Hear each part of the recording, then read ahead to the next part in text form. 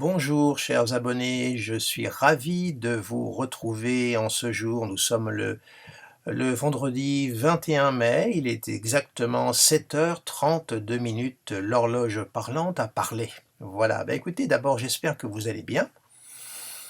Et j'ai décidé aujourd'hui de vous retrouver pour parcourir le thème de la première ministre qui a donc pris ses fonctions en date du 16 mai dernier, c'est-à-dire Madame Elisabeth Borne, née un 18 avril 1961 à 9 heures du matin à Paris 15e arrondissement. Voilà. Alors on va ensemble essayer un petit peu de découvrir son thème astrologique, sa symbolique intérieure, sa partition musicale céleste intérieure. Vous êtes habitués maintenant un petit peu au fait que j'aime comparer l'astrologie à la musique. Après tout, c'est la musique des sphères qui nous habite. Et c'est à nous, comme je le dis souvent lors de mes consultations, de faire en sorte d'être le virtuose de notre partition musicale céleste intérieure. Alors on va partir à la rencontre donc de Madame Elisabeth Borne. Alors comme toujours, je me lance toujours d'une façon très libre. Je ne prépare jamais rien à l'avance, de manière à être dans la spontanéité avec vous, c'est-à-dire de me placer à peu près au même plan que vous. Et puis cet exercice de lecture libre, après tout, ça me rappelle les belles années où nous nous réunissions un certain nombre d'astrologues avec Didier Gélin, et on faisait ce qu'on appelle des interprétations en groupe d'astrologues, ce qu'on appelait les thèmes muets, c'est-à-dire que un thème d'une personnalité était choisi, et puis on était un groupe à essayer de cerner au plus près la personnalité de la personne qui était incarnée par le thème que nous avions à analyser ensemble. Voilà, alors j'aime bien garder ce côté libre et découvrir au fil du pas, de l'inspiration, de l'instant, le thème de naissance. Alors Madame Elisabeth Borne est née sous le signe du Bélier, voilà, vous le constatez, le Soleil est ici, Vénus, Mercure. Elle a donc une triple conjonction, Soleil, Vénus, Mercure dans le signe du Bélier, qui est un signe de feu, qui ouvre le zodiaque, c'est un signe cardinal, signe d'élan, et puis son ascendant est dans le signe des Gémeaux, à 28,22 du signe, l'ascendant étant le signe qui se lève à l'Orient au moment de la naissance d'une personne. Alors tout d'abord, avant de me lancer dans l'interprétation de son thème, nous notons que Madame Borne est née sous l'intercycle Jupiter-Neptune. Vous voyez, elle est née sous le carré Jupiter-Neptune, qui est le cycle de la Ve République. Et souvenez-vous, j'avais rédigé un article sur mon site sur l'aspect récurrent du cycle Jupiter-Neptune et intercycle Jupiter-Neptune et de la présence de Mars en maison 7 par présence ou maîtrise dans les thèmes des présidents de la République de la Ve et également dans les thèmes des premiers ministres. Alors si ça vous intéresse, je vous renvoie à mon article, vous trouverez les références dans le descriptif de cette vidéo en bas à gauche, si vous voulez en prendre note. Et j'avais donc précisé à la fin de mon article que nous verrons si la prochaine personne qui allait occuper la fonction donc de Premier ministre allait relever de ces critères, c'est-à-dire cycle ou intercycle Jupiter-Neptune et la présence de Mars en secteur 7 par présence ou maîtrise. Or là, nous constatons que Madame Elisabeth Borne est née sous le carré Jupiter-Neptune, carré appliquant, et qu'elle est native du Bélier tout de même. Il y a une note martienne. Alors certes, Mars n'est pas dans le secteur 7, ni par présence, ni par maîtrise, mais nous retrouvons quand même une présence quand même martienne par le fait qu'elle a les trois planètes intérieures, Soleil je suis, Vénus j'aime, j'admire, et Mercure je pense, dans le signe du Bélier, avec le carré Jupiter-Neptune. Donc elle répond quand même aux critères des personnalités qui ont marqué la Ve République avec le cycle Jupiter-Neptune. Ça, c'était le petit préambule. Alors maintenant, on voit donc une personne qui est née sous cette triple conjonction, en Bélier et en maison 11. Alors la maison 11, comme vous le savez, est une maison qui a trait à la vie politique. C'est la maison des appuis et une maison également qui participent d'une façon très importante à la vie politique, et on trouve le Soleil qui marque son ego, qui siège dans cette maison, dans le signe du Bélier. Je rappelle que le Soleil en Bélier, il est dans son signe d'exaltation, donc il est fort. Vénus, elle, est un petit peu moins bien parce qu'elle est en exil, donc c'est une Vénus qui est, je dirais, dans un espace qui est celui du Bélier, qui n'est pas vraiment un espace où elle est très très à l'aise, hein. Et puis Mercure, lui, qui marque le mental, l'intellect, est dans le signe du Bélier, donc on voit un Mercure plutôt rapide, plutôt vif, incisif, très très puissant, très spontané, puisque le Bélier relève de la primarité, hein. Et à côté, pour ceux qui le font intervenir, on a Cérès, à quel on attribue la maîtrise, le signe de la Vierge, qui renforce les capacités intellectuelles. On a donc là une dynamique mentale, comment dirais-je, un ego qui est quand même très fort. Et puis donc quelqu'un qui a la capacité aussi de pouvoir fédérer autour de soi, puisque le Soleil est dans le secteur 11, donc qui est le secteur des appuis, donc elle a la capacité, il est vrai, de pouvoir fédérer, donc occuper le centre d'une équipe et avoir un rôle évidemment central, un rôle moteur, un rôle solaire. L'ascendant Gémeaux, lui, qui est également un signe de primarité, bien, c'est le premier signe d'air du zodiaque, comme vous le savez, hein. Sa planète, c'est Mercure, donc c'est la mobilité, la rapidité, la vivacité, et Mercure, qui est le maître de son ascendant, Gémeaux, est dans le signe du Bélier. On a donc une relation, et nous voyons d'ailleurs même que le Soleil forme normalement un sextile à son ascendant. On l'a ici, hein. D'ailleurs, on a les aspects là de son Soleil, puisque les aspects s'affichent. On a un Soleil sextile ascendant, sextile milieu du ciel, carré Saturne, trigone Uranus, trigone Pluton. Alors le trigone à Pluton, c'est ce que j'appelle un trigone dissocié, puisque le Soleil est dans un signe de feu et Pluton dans un signe d'air. Or, les signes de feu et les signes d'air n'ont pas de compatibilité entre eux. Ça veut dire que ça s'annule. Donc ce trigone-là, il existe de par l'angularité, la distance, mais pour moi c'est un trigone dissocié, donc il perd en intensité, puisque les éléments qui participent n'ont pas de compatibilité entre eux. En revanche, le trigone Soleil-Uranus, qui se passe dans les signes de feu, et qui fait intervenir que du feu, le Soleil, planète de feu, Bélier, signe de feu, Uranus, astre de feu, Lion, astre de feu. Alors là, on a un trigone très très puissant. Et un trigone Soleil Bélier à Uranus Lion, on a quelqu'un là d'extrêmement, on a quelqu'un qui est très très autocentré, quelqu'un qui a pour objectif d'atteindre, comment dirais-je, qui a pour motivation, pardonnez-moi, d'atteindre ses objectifs coûte que coûte, qui ne s'embarrasse pas de détails, seul compte le résultat. Donc on a là une concentration, on voit là une force intérieure, une certaine, un besoin également d'indépendance, de liberté, Soleil-Uranus, mais là ça centralise beaucoup l'être, parce que le Uranus et le Soleil, qu'est-ce qu'ils ont en commun? Ce sont des planètes chaudes et sèches, ce sont des planètes de feu, voyez. Donc on est dans quelque chose de très très dense, et Soleil-Uranus, ça concentre sur l'ego.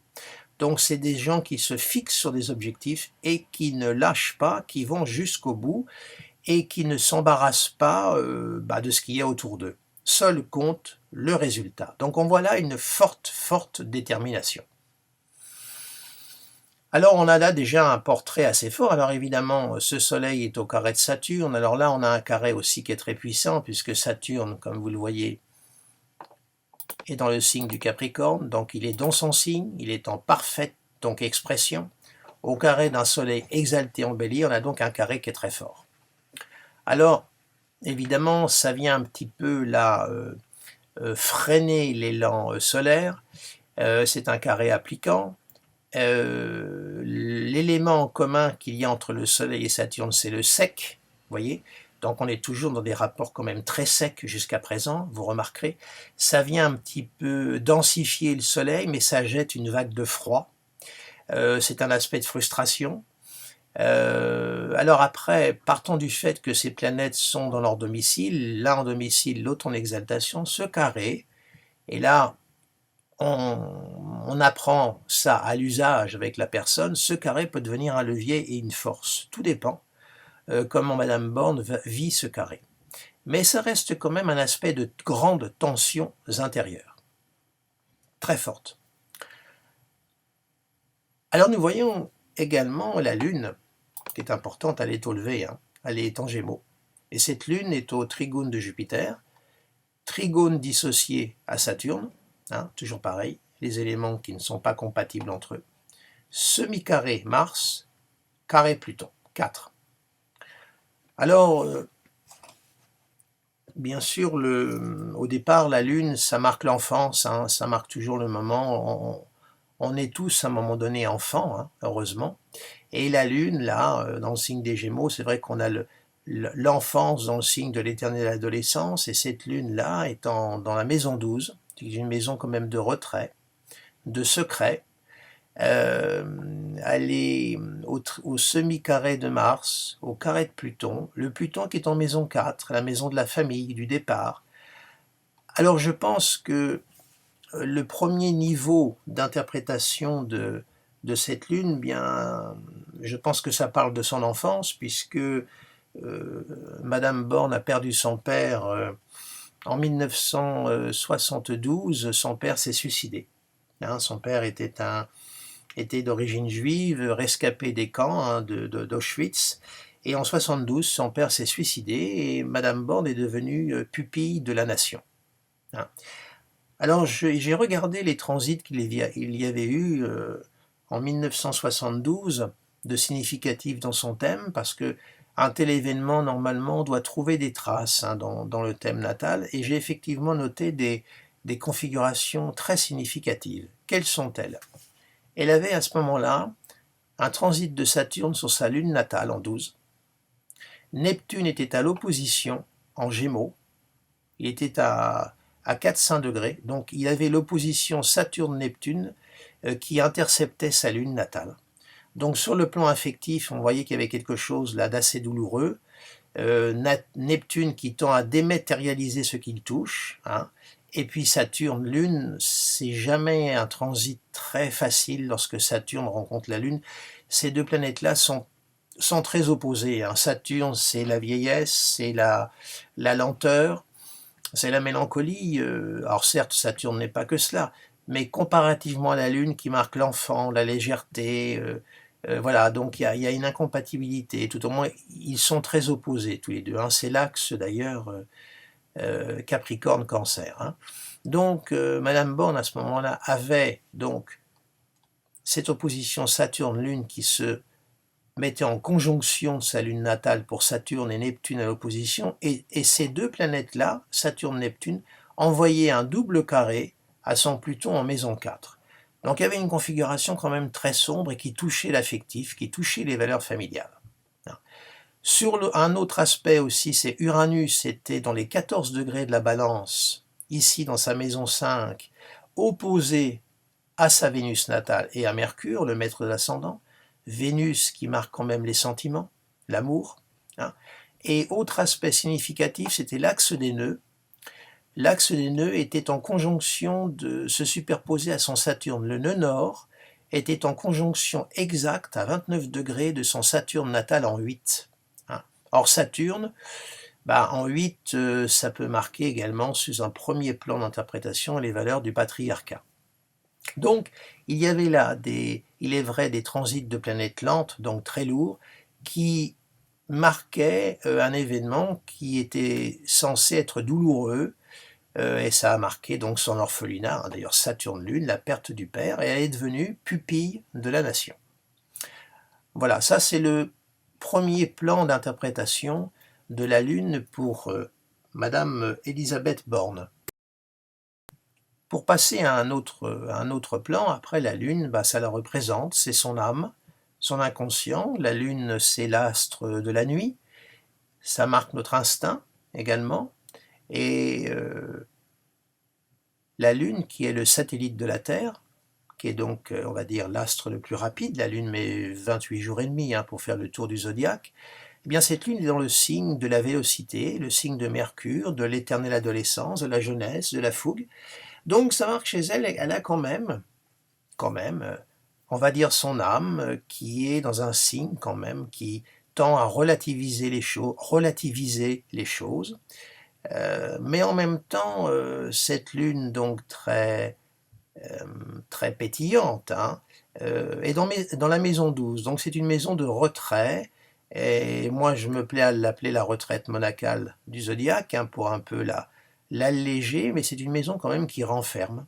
C'est la maison, vous le savez, des hôpitaux, des prisons, bref, de tout ce qui nous tend à nous mettre un petit peu en marge de la société, en retrait. C'est la maison aussi du laboratoire, c'est la maison des études. Donc cette lune 12, c'est certainement son besoin de se surprotéger.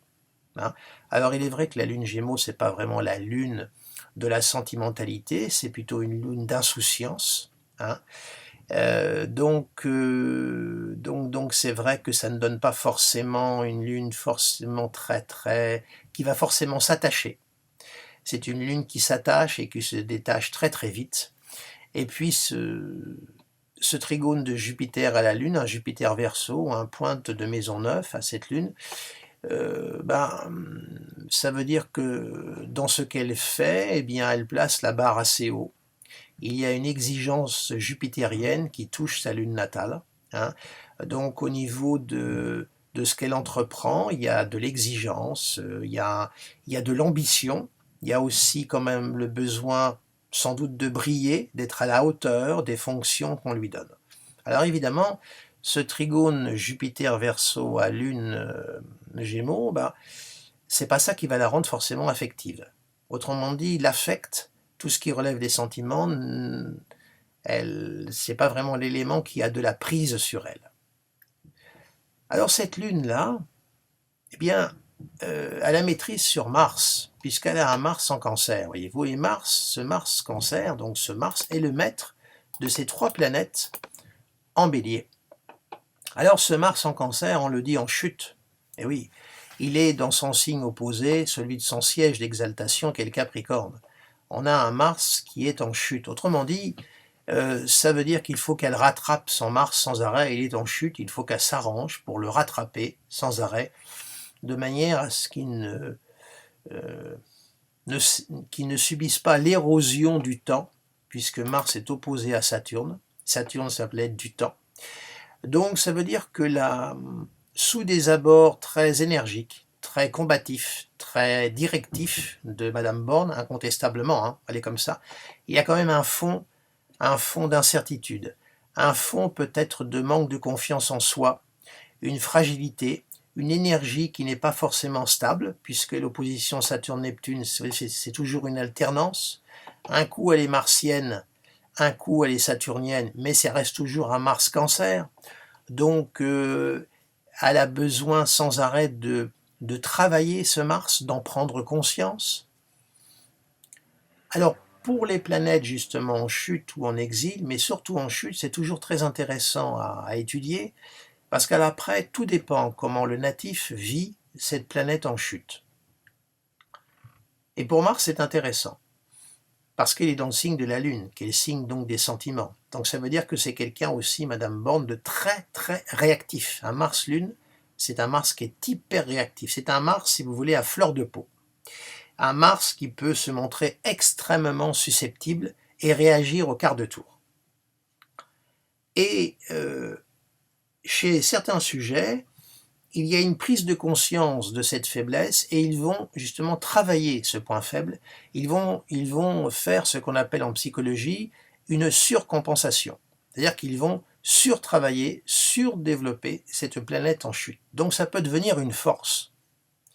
Et une petite parenthèse, mais je pense que j'avais dû déjà vous en parler par le passé dans une précédente vidéo ou dans un article. Avec un groupe d'amis astrologues, on avait étudié le thème de militaires, de super flics, comme on dit, de policiers du RAID et du GIGN. On avait réussi à avoir quelques données de naissance. Et on avait été très très surpris de constater qu'on avait trouvé une probabilité très importante de Mars en Cancer et de Mars en Balance. Cancer en chute, Balance en exil. Et on s'attendait à trouver des Mars très très forts, des Mars angulaires très hauts, des Mars en Bélier ou en Scorpion, mais certainement pas des Mars dits en débilité, pour employer le vocabulaire traditionnel astrologique. Et puis au bout d'un moment, on a commencé à réfléchir et on s'est dit, ben voilà, on avait l'exemple typique de personnages qui ont eu conscience de cette faiblesse, de cette tout au moins élément fragile de leur symbolique astrologique, et qui l'ont surcompensé, et qui l'ont travaillé. Alors ensuite, un Mars en Cancer, il est au service de la Lune. La Lune, c'est le peuple, c'est servir aussi la nation, c'est la maison 4. Et puis le Mars en Balance, il est au service de l'équité, de l'équilibre, de l'harmonie, de la justice. Donc ce sont des gens aussi chez qui leur Mars natal se réveille, se met en action lorsque ces secteurs-là sont touchés. Et pour Madame Borne, elle a un Mars en Cancer, donc un Mars qui a peut-être besoin de servir la nation, de se mettre au service. Maintenant, il n'en demeure pas moins que ce Mars, il est quand même fragile. Vous voyez, il est au semi-carré de Pluton, au semi-carré de la Lune, opposé à Saturne, carré à Vénus, hein, et semi-sextile à Uranus. Alors le semi-sextile à Uranus, franchement, je ne vais pas m'attarder dessus parce que pour savoir si quelqu'un vit un semi-sextile, vous savez, c'est pas tellement facile à savoir, il faut interroger la personne. Déjà, vivre un sextile, c'est pas toujours facile, alors un semi-sextile, je peux vous dire que c'est pas, enfin, tout au moins, je ne vais pas m'attarder là-dessus. Mais elle a un Mars quand même qui est pas brillantissime, hein, vous voyez. Donc ça peut marquer une fragilité chez elle. Vous voyez, c'est-à-dire qu'il y a sous cette apparence très forte, très déterminée, très directive, il y a des soubassements qui sont très fragiles et très très fluctuants. Une lune Gémeaux en 12 qu'elle camoufle, qu'elle s'en protège, et puis ce Mars, lui, qui est maître du triptyque en Bélier, mais qui tombe dans le signe du Cancer. Vous voyez, tout ça c'est très fluctuant, sujet à des états d'âme, sans doute peut-être des sautes d'humeur, peut-être a-t-elle une humeur qui est peut-être très fluctuante, sujet peut-être à des vagues à l'âme, des sautes d'humeur. Vous connaissez tous l'expression « être mal luné ». Ben oui, la lune est l'astre le plus rapide, voilà. C'est les fluctuations de l'âme. Peut-être est-ce une personne qui est peut-être un petit peu, je dirais, instable, qui peut présenter des sautes d'humeur. Hein, et ma foi, quand elle est dans ces périodes un petit peu sombres, elle n'est peut-être pas si drôle que ça. Hein. C'est pas un jugement de valeur, hein, mais ça fait partie de son tempérament. Donc on voit alors également aussi l'autre question que je me pose quand je vois donc ces aspects, c'est que Mars, justement, là, qui est en Cancer, la vitalité, l'énergie est donc très fluctuante par le fait que c'est la Lune qui a maîtrise, hein, vous me suivez bien sur Mars, et à l'opposition à Saturne. Et je me demande, au fond, si Madame Borne a vraiment la structure pour assumer des tâches sur une longue durée. Non pas qu'elle n'ait pas la carrure pour assumer des tâches très très lourdes, à haute charge de responsabilité et d'engagement. Hein. Ça reste quand même une personne née sous le signe du Bélier, avec les 3 planètes intérieures à l'intérieur hein, du Bélier. Hein. Attention.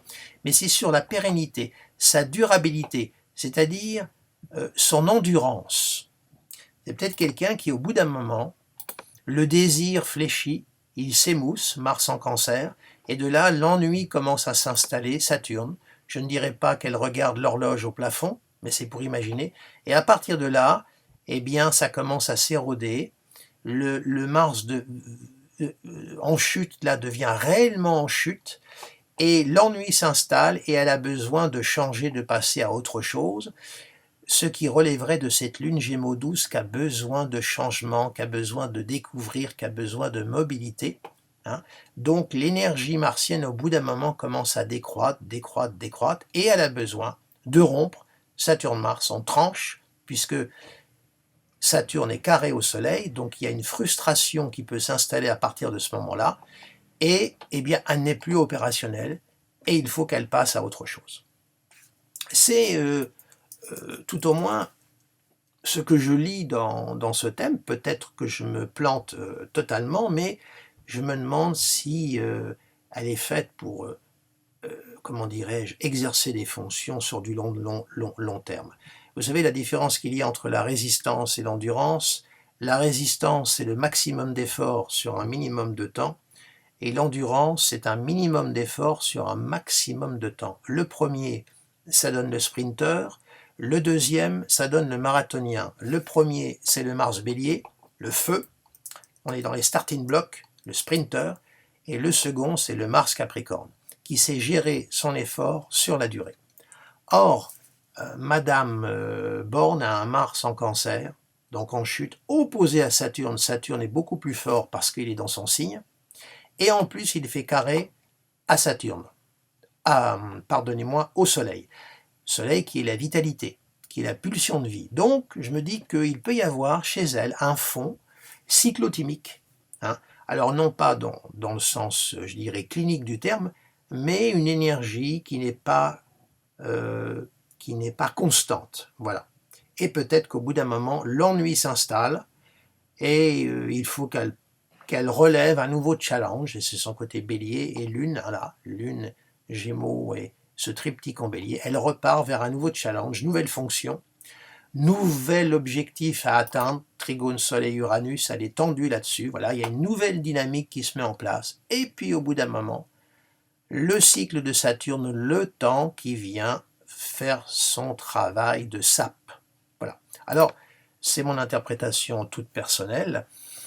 Je ne pars pas du principe que c'est la vérité, surtout que la psychologie humaine est tellement complexe et tellement sujette à des parts d'inconnu, mais tout au moins je sens que sous cette apparence très forte, il y a quand même une grande fragilité et, comment dirais-je, la force qu'elle a peut se retourner contre elle en fait. Voilà. Alors, vous noterez aussi que Neptune est là. Alors, c'est vrai que l'élément, quand on regarde son thème, tout de même, il faut bien le dire, l'empathie, c'est pas ce qui saute aux yeux, c'est pas ce qui la caractérise d'emblée. Hein.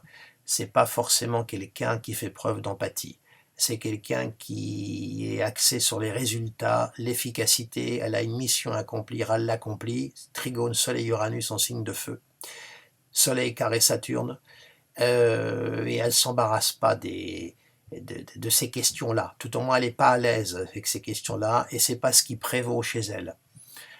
Alors on me rétorquera, est-ce qu'un Premier ministre, une Première ministre doit faire preuve d'empathie?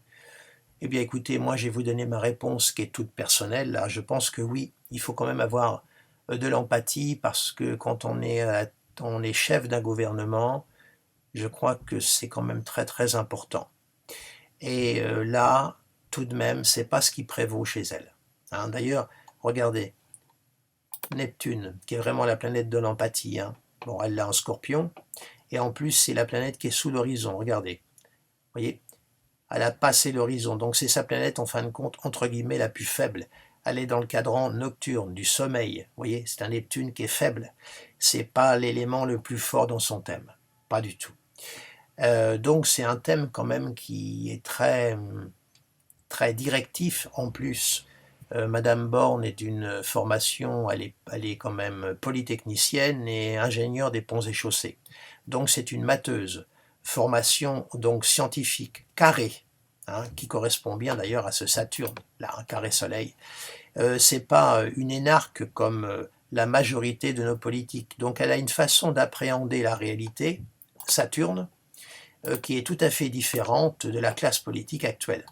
C'est une femme qui s'appuie sur des éléments concrets, c'est une matheuse, formation scientifique, donc on ne peut pas dire que tout ce qui relève de la sensibilité et de l'empathie soit sa première caractéristique. Bon, il y a quand même un fond assez dur dans ce thème.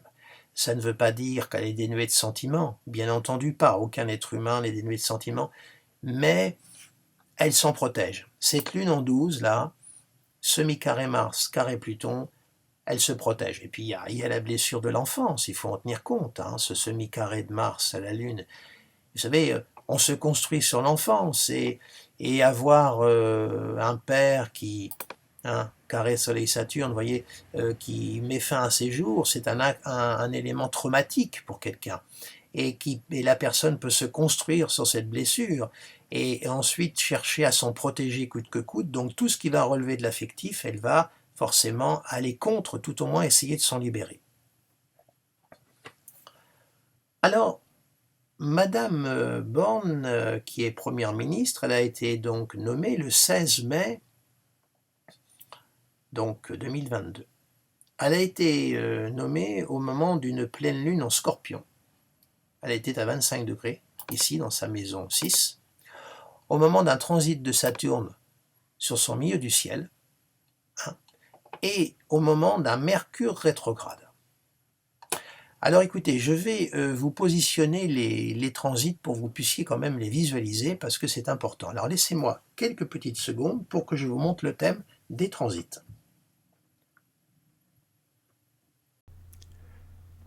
Donc voici le thème pour le 16 mai 2022, les transits, le jour de la nomination de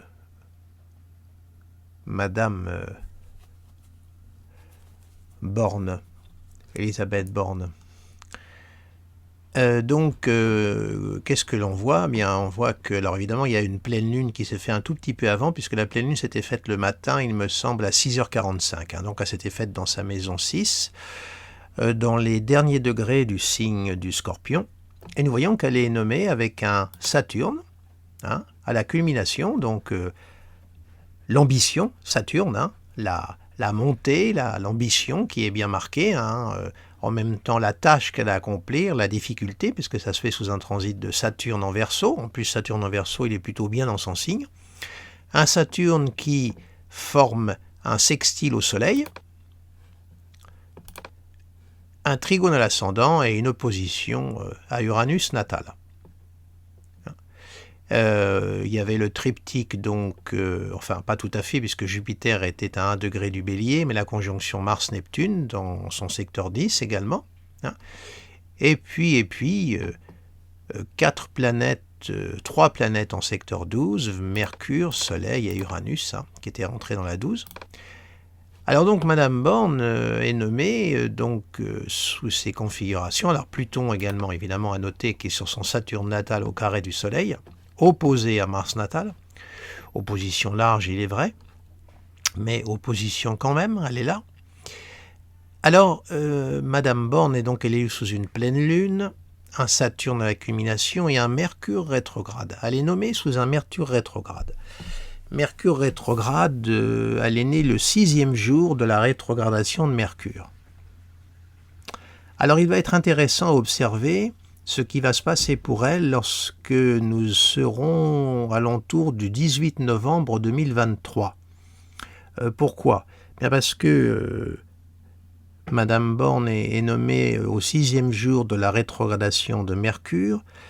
Mercure rétrograde 24 jours, 24 moins 6, ça nous fait 18. Un jour égale un mois, donc ça nous mène à 18 mois. Donc il va être intéressant d'observer ce qui va se passer pour elle à l'entour du 18 novembre 2023, tout au moins à partir de cette date-là. Ça peut marquer un changement, une remise en question, bref, il faudra observer. Ce n'est jamais que dans 1 an et demi. Hein. Bon, alors, nous n'y sommes pas encore. Observons d'abord le présent et un présent, on va dire, un futur beaucoup plus proche. Alors, l'élément majeur, c'est effectivement ce transit de Saturne à la culmination. Hein. Donc, Saturne va continuer son avancée et il va sans dire qu'il va rentrer dans sa maison 10 très très rapidement. Déjà durant l'été, hein, il va faire sa boucle de rétro sur sa pointe de 10, là. Et puis, l'année prochaine, Madame Borne va avoir un Saturne qui va rentrer en Poisson. Alors écoutez, on va l'avancer mois par mois, vous voyez. Donc il rétrograde, et vous voyez, il va avancer, et au 16 février 2023, on aura une conjonction, voilà, Soleil-Saturne, vous voyez ici, hein, au trigone de son ascendant, opposé à Uranus, hein. Et Saturne, lui, va continuer son avancée, et il rentre en Poisson.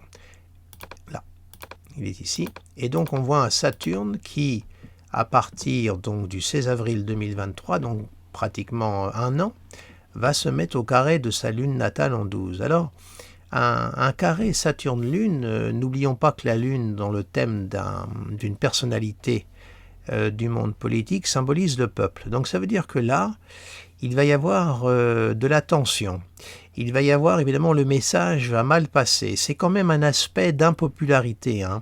Une dissonance Saturne-Lune pour quelqu'un qui a une fonction de représentation, quelqu'un qui a un contact avec le public, avec les autres, hein. La foule, et là, c'est le peuple, en la circonstance. Eh bien là, ça marque quand même une période plutôt difficile pour elle. Il va y avoir de l'opposition, les mesures qu'elle va prendre ne vont pas être accueillies d'une très bonne façon.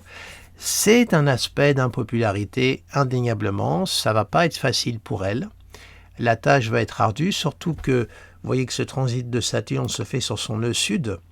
Il englobe également Chiron, hein, pour ceux qui travaillent avec cet astéroïde qui symbolise la blessure, hein. On voit qu'il y a un stationnement de Saturne qui va être plutôt critique pour elle. À noter aussi, parce que là j'ai été un petit peu vite dans le temps, mais on va revenir quand même en 2022. On va revenir parce que je suis allé un petit peu vite. Je me suis projeté trop vite, on va revenir quand même, voilà. Voilà, Madame Borne va aussi vivre la boucle de rétrogradation de Mars en Gémeaux dans sa maison 12. Et vous voyez, si on fait avancer donc Mars jour après jour, vous voyez, voilà. Par exemple, vous voyez, on va essayer de le mettre sur la lune natale. Voilà. Alors moi, je travaille avec la lune parallaxe, hein, parce que j'ai une lune qui est à 7 degrés 01. Alors, qu'est-ce que c'est que la lune parallaxe? C'est la position de la lune que l'on voit par rapport au lieu de naissance et non pas par rapport au centre de la Terre. Donc j'ai choisi la lune parallaxe, c'est la lune que l'on voit par rapport au point de naissance, donc Paris 15e. Parce que je crois que sa lune, en réalité, si on garde la position de la lune pour le centre de la Terre, elle est à 6 degrés 45. Voilà, je voulais vous faire cette petite précision. Donc nous allons avoir un transit de Mars sur sa lune natale qui sera exact le 1er septembre. Hein, si on veut pousser le vis, voilà, le 2 septembre. Mars sur la lune. C'est pas forcément un aspect facile. Un transit de Mars sur la Lune en 12. Mars, c'est un aspect coupant sur la Lune.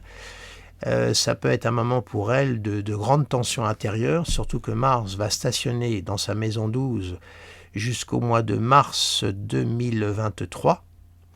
Donc on peut se dire qu'elle va avoir une fin d'année et une rentrée assez compliquée.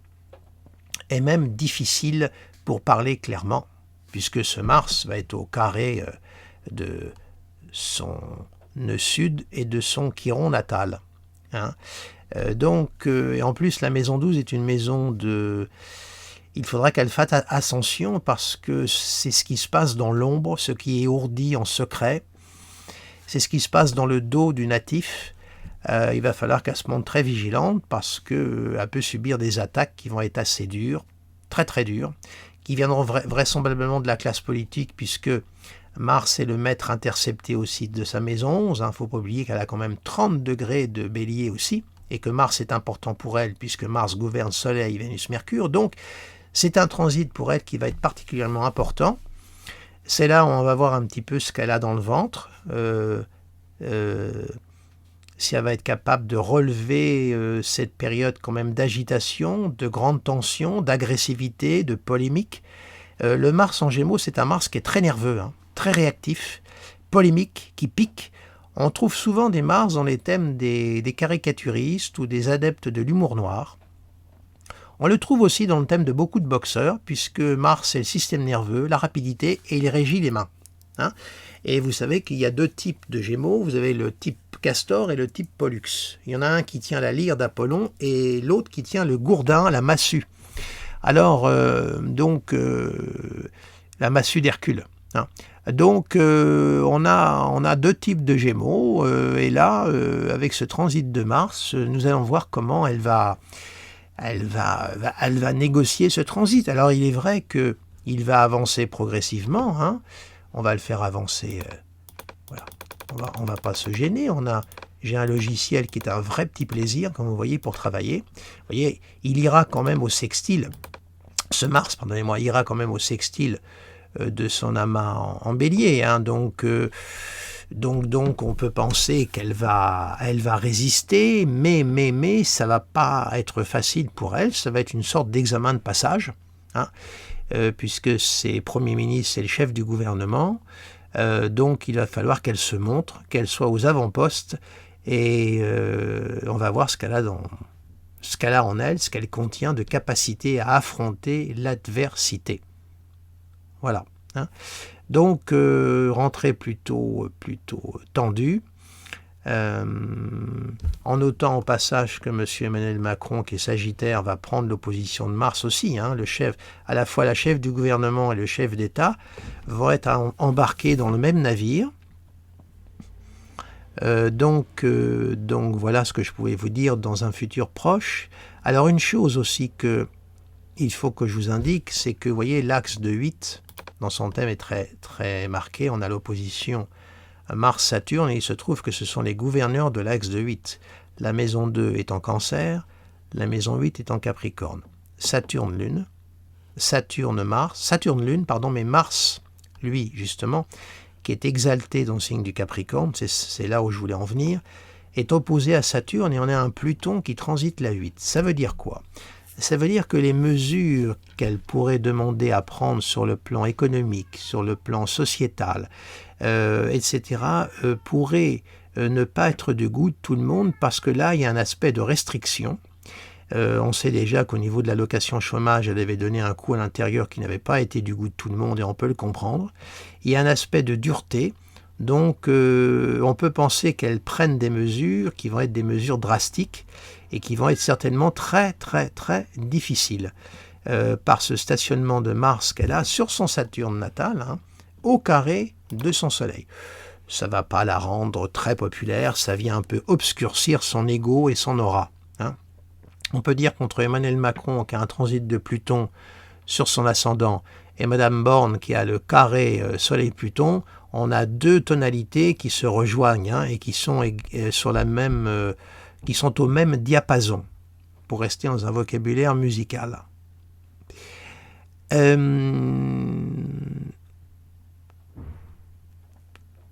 Autre élément dont je voulais vous parler aussi, oui, je voulais vous montrer la superposition du thème d'Emmanuel Macron. Là, vous entendez peut-être au loin mon chat, là, qui est en train de faire son concert. Et vous montrer la superposition du thème d'Emmanuel Macron sur le thème de Madame Borne. Alors, vous me laissez quelques secondes pour que je vous fasse apparaître la synastrie. Vous allez voir, c'est très, très intéressant. Donc voici la superposition du thème de M. Emmanuel Macron et de Mme Elisabeth Borne. Alors, le thème de Mme Borne est à l'intérieur du cercle et le thème de M. Macron est à l'extérieur. Et c'est très intéressant, comme vous voyez, c'est que là, on a sur l'axe d'horizon du thème de Mme Borne, l'ascendant et le descendant, on a la superposition d'opposition Soleil-Jupiter de M. Macron. Autrement dit, Madame Borne aura bien du mal à échapper à la présence, à l'aura, à l'autorité de M. Macron. Elle va être vraiment, je ne vais pas dire sous surveillance, mais elle est carrément sous tutelle avec ça. Hein. Là, vous vous rendez compte, elle ne peut pas le perdre de vue. Là. La ligne d'horizon, regardez, elle a son ego, ça c'est le soleil de M. Macron, et Jupiter qui représente son autorité. Tout ça sur la ligne d'horizon. Alors certes, cette conjonction-là, Soleil-Vénus, est en trigone de son Soleil natal et de Vénus, qui peut marquer entre les deux intéressés effectivement une excellente complicité dans les relations, c'est-à-dire que on peut supputer que Madame Borne ne va pas du tout le contester, ne va pas lui faire d'ombre, et c'est absolument impossible quand on voit la superposition, là. Il y a la suprématie de M. Macron sur elle, indéniablement. Donc, on a là une première ministre qui, ma foi, ne va certainement pas contredire M. Macron, et c'est M. Macron qui aura le dernier mot. Donc on est encore dans une configuration de surprésidence. Et vous voyez le soleil de M. Macron, les aspects qu'il forme, sextile au milieu du ciel, trigone Uranus, trigone Pluton, bon, opposé à l'ascendant c'est logique, il est pile sur la ligne de raison, et les deux soleils sont en trigone. Le Jupiter, il n'est pas plus mal. Vous voyez, sextile soleil, sextile Pluton, trigone au milieu du ciel. Donc là, on a indéniablement comment dirais-je, une collaboration où les deux peuvent parfaitement s'entendre du fait que Madame Borne sera sous la férule de Monsieur Macron. Vous voyez, c'est quand même très très intéressant à observer. Cette nomination et cette synastrie extrêmement forte. Et on voit le poids de M. Macron sur elle. C'est comme si elle ne pouvait pas le perdre de vue. C'est incroyable. Là, pile. C'est tout de même assez surprenant de voir ça. Alors, on a là un duo là, au gouvernement qui est pas mal. On va bien voir ce que ça va donner en termes de résultats, de réformes. Alors écoutez, je vais maintenant retirer le thème de cette synastrie, qui est quand même très très parlante, pour revenir au thème de Madame Borne. Donc laissez-moi quelques petites secondes. Donc là, je reviens au terme. Alors là, c'est les positions planétaires pour le 20 mai. C'est le jour d'enregistrement de la vidéo. Donc voilà, les transits sont à l'extérieur et le thème de Madame Borne est à l'intérieur du thème de la roue. Pardonnez-moi. Voilà, donc que vous dire, je vais conclure la vidéo parce que je crains qu'elle soit un petit peu longue. J'espère avoir été à peu près concis parce que je me suis un petit peu promené rapidement, mais c'était pour faire un survol en fait du thème de Madame Borne, pour essayer un peu qu'on prenne contact avec elle sur son univers symbolique. Donc voilà, donc une femme qui a du caractère, qui est déterminée, qui aime relever des challenges, chez qui compte uniquement les résultats, avec une capacité aussi de synthèse énorme, par ce trigone Soleil-Uranus, une capacité à modéliser et à synthétiser les choses. Donc il y a une dynamique intellectuelle chez elle indéniable. Vous rajoutez sa formation de polytechnicienne derrière, donc c'est une matheuse, donc quelqu'un de très très concret. Le rapport à la réalité est très fort chez elle. Et tout ce qui relève du clavier affectif, empathie, est évidemment un petit peu botté en touche. Alors il peut y avoir plusieurs explications à cela. La blessure de l'enfance, de traumatisme par la disparition de son père. Cette lune qui est en maison 12, qui est confidentielle, donc elle se surprotège sur ce plan-là. Elle essaye de protéger cette blessure, cette faille qu'elle a en elle. Donc évidemment ça peut la rendre dure dans ses décisions, dans son attitude. Donc on a là une première ministre, ma foi, comment vous dirais-je, on verra bien comment ça va se passer, mais ça risque quand même d'être assez dur. Et puis en même temps, la grande question aussi que j'avais soulevée au départ, c'est sa pérennité, c'est-à-dire sa capacité à exercer une fonction sur du très très très long terme. Nous verrons bien ce qui se passera dans le futur, bien entendu. Écoutez, voilà, je vais arrêter cette